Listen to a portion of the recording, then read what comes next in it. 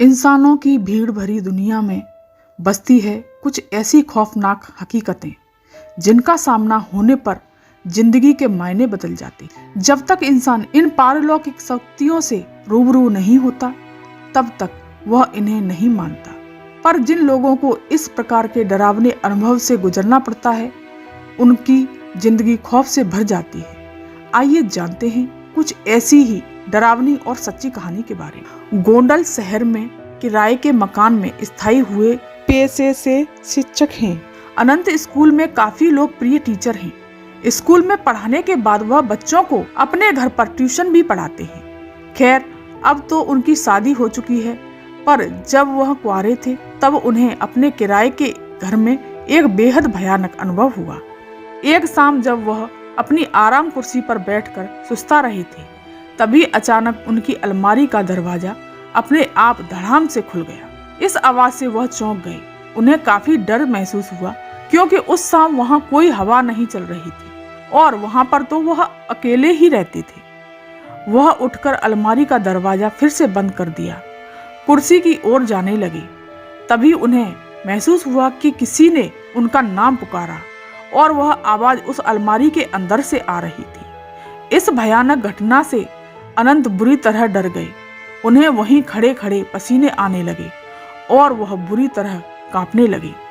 डरते डरते उन्होंने पीछे मुड़कर देखा तो अलमारी का दरवाजा धीरे धीरे हिल रहा था, जैसे कि अंदर से उसे कोई धक्का दे रहा हो। खौफ के मारे कांपते हुए अनंत थोड़ी देर वह अजीब नजारा देखते रहे। तभी अचानक अलमारी से गाढ़ा काला धुआं बाहर आने लगा। यह सब पारलौकिक घटनाएं देखकर अनंत की चीख निकल गई। अनंत दौड़कर घर के बाहर आ गए और सारी बातें अपने पड़ोसियों को बताने लगे। अनंत के पड़ोसी उनके साथ अनंत के घर में दाखिल हुए और सबने वहां जाकर देखा तो उनके होश उड़ गए। कमरे की छत पूरी तरह से काली पड़ चुकी थी। अलमारी के दोनों दरवाजे उखड़े हुए थे और सारा सामान नीचे जमीन पर बिखरा हुआ था। लोग कुछ समझ पाते इससे पहले ही वहां रखी अलमारी धड़ाम से जमीन पर आ गिरी।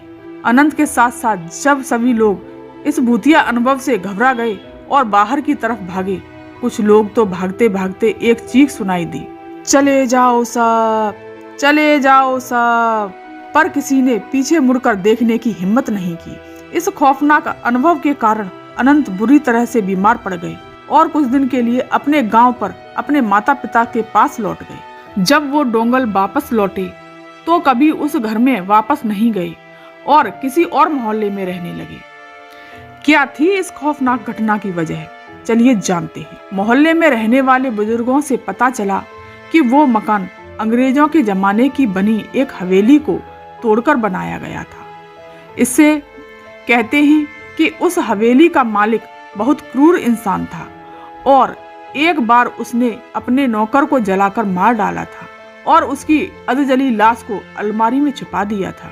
मकान मालिक ने वो अलमारी कभी भी प्रयोग नहीं की थी, लेकिन अनंत राजनाथ के मांगने पर उन्होंने वो अलमारी उसे दे दी थी और शायद इसी कारण नौकर की आत्मा नाराज हो गई और ये खौफनाक डरावनी घटना घट गई।